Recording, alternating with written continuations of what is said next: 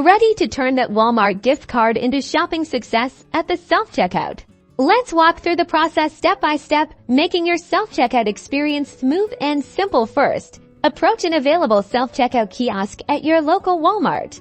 On the touchscreen, select Start Scanning to begin ringing up your items. Scan each item individually, placing them in the designated bagging area. After each scan, make sure all your items are properly scanned and accounted for before moving on to the payment process. Once you've scanned all your items, tap the Pay Now button located on the touchscreen. This will take you to the payment options screen.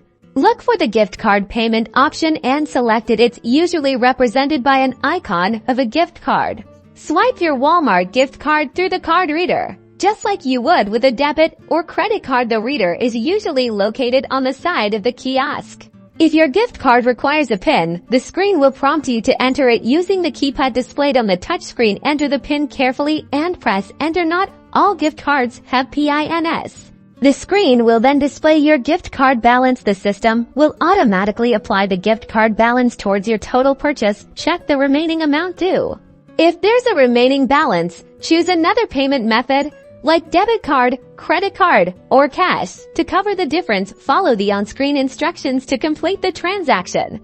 Once your payment is processed, the machine will print your receipt. Make sure to take your receipt, your items, and your gift card with the remaining balance, if any. That's it.